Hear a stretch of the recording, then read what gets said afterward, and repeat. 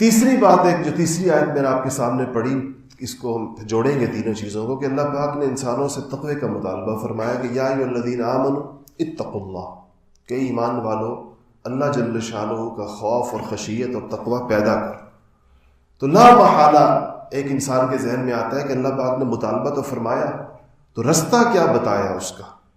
کیا صورت کیا ہوگی تقوی پیدا کرنے کی؟ تو ایک ہی اسی آیت کے تکمیل میں یہ اگر آپ غور کریں تو یہ نہیں کہا گیا کہ اتقوا اللہ اور اس کے بعد کہا ہو کہ وصلوا وصوموا اور اس قسم کے احکامات ساتھ دے دیے جائیں کہ نماز پڑھو اور حج کرو اور زکوٰۃ کرو اور دو اور جہاد کرو، اور شریعت ایک شریعت کا حکم اس کے ساتھ جوڑ کر کے اس سے تقوی پیدا ہوگا۔ قرآن پاک چونکہ بہت تفصیلات اور جزیات میں نہیں جاتا، اور قرآن پاک چھوٹے چھوٹے ایسے نسخے انسانوں کو بتاتا ہے جس کے اندر پوری چیز اس کے اندر موجود ہوتی ہے، پوری تفصیل اس کے اندر موجود ہوتی ہے، تو اس کا نسخہ جو اللہ پاک نے ساتھ ہی جوڑ کر اس آیت کے اندر بتایا کہ یا ایھا الذین آمنوا اتقوا اللہ وکونوا مع الصادقین، اور یہ جو تقوی کے پیدا ہونے کا جو سب سے آسان رستہ وہ کیا ہے کہ سچوں کے ساتھ ہو جاؤ، یعنی سچوں کی صحبت اختیار کرو،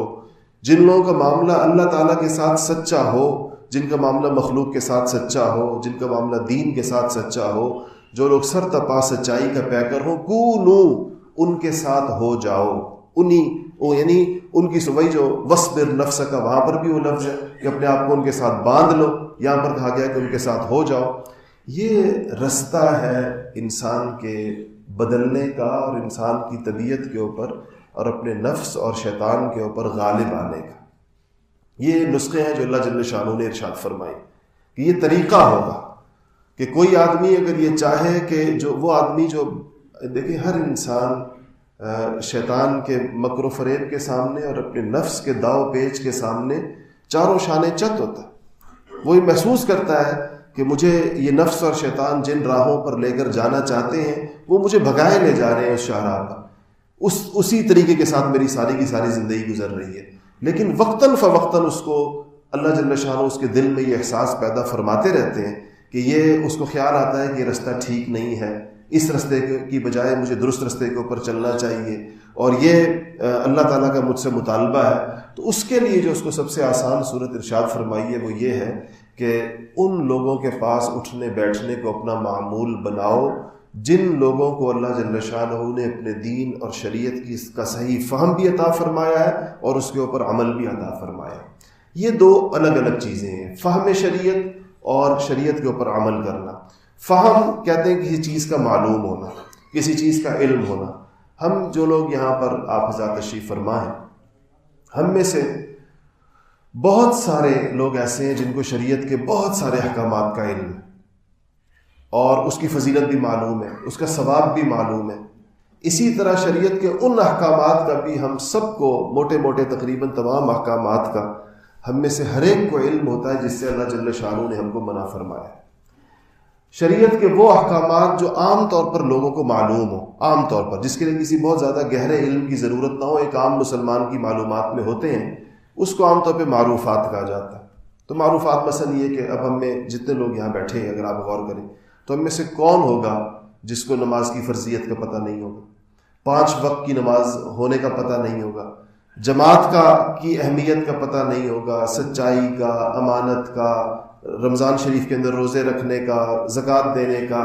صاحب استطاعت کو حج کرنے کا۔ یہ ایسی چیزیں کہ ہر مسلمان کو معلوم ہے، وہ طبقہ نہ ہونے کے برابر ہوگا جس کے بارے میں کہا جائے کہ اس کو اس چیز کا علم نہیں۔ تو یہ معروفات کہلاتے ہیں۔ ایسے ہی وہ مشہور و معروف گناہ جس سے اللہ جل شانہ نے منع فرمایا ہوا ہے اور ہر انسان کو اس کی قباحت اور اس کی شناعت معلوم ہے، وہ منکر کہلاتے ہیں۔ اب یہاں بیٹھے ہوئے ہم سارے لوگ جو یہاں موجود ہیں، ہم میں سے ہر فرد کو یہ پتہ ہے کہ زنا گناہ ہے، شراب گناہ ہے، جھوٹ بولنا گناہ ہے، خیانت گناہ ہے، چوری گناہ ہے۔ یہ کوئی ایسی چیز نہیں کہ کوئی ایک بندہ کھڑا ہو کر کہے کہ مجھے تو آج پتہ چلا کہ یہ چیز گناہ ہے۔ اس کو منکرات کہتے ہیں۔ تو اگر آپ غور کریں تو ہم میں سے ہر شخص کا اپنے اپنے درجے کے مطابق ایک معروفات کی ایک بڑی طویل فہرست اس کے علم میں ہے، وہ اس پر عالم ہے، اس کو جانتا ہے۔ منکرات کی بھی ایک طویل فہرست اس کے علم میں ہے، وہ اس کا عالم ہے، اس کو جانتا ہے۔ لیکن یہ اس کا علم ایک طرف دیکھیں اور اس کا عمل دیکھیں کہ وہ عمل کن کن معروفات اس کے عمل کے اندر ہے اور کون کون سے منکرات سے وہ اجتناب کرے گا، تو یہ دونوں جو پیمانے ہوتے ہیں یہ توازن اس کا درست نہیں ہوتا. انسان کا علم کہیں زیادہ ہوتا ہے، معلومات اس کی کہیں زیادہ ہوتی ہیں، اور اس کا عمل اس میں سے ایک بہت تھوڑے سے حصے کے اوپر ہوتا ہے. تو اس سے یہ پتہ چلتا ہے کہ علم اور عمل ایک دوسرے کو لازم ملزوم نہیں ہوتے. اور اللہ جل شانہ کا مطالبہ انسان سے یہ ہے کہ جو کچھ اس کا علم میں ہے وہ اس کے عمل میں بھی ہونا چاہیے. یہ جو آمنوا وعملوا الصالحات قرآن کے اندر جگہ جگہ کہا گیا کہ وہ لوگ جو ایمان لائے، ایمان تو وہ وہی اللہ تعالیٰ کی وحدانیت اور ضروری عقائد کا علم ہے جس کو ایمان کہتے ہیں. پھر کہا کہ عمل بھی ان لوگوں کا اس کے اوپر. لیکن یہ پلڑے انسان کے غیر متوازن رہتے ہیں عام طور پر. ہر انسان اس سے ہر انسان اس آزمائش کا شکار ہے. تو دنیا میں اللہ جل شانہ نے انسانوں کے لیے بندوبست فرمایا ہے کہ وہ جب چاہے کہ وہ جب اس کی نیت کر لے کہ اس کا علم اور اس کا عمل جو ہے یہ برابر ہو جائے، کہ جن جن چیزوں کے اوپر اس کا علم ہے، جن کاموں کو اس کو کرنا چاہیے اور جن کاموں کو اس کو نہیں کرنا چاہیے، اس پر ایک عملی کیفیت اس کی پیدا ہو جائے. اس کے لیے جو سب سے سہل ترین اور آسان ترین رستہ بتایا گیا وہ نیک لوگوں کی صحبت ہے، وہ اللہ والوں کی صحبت ہے.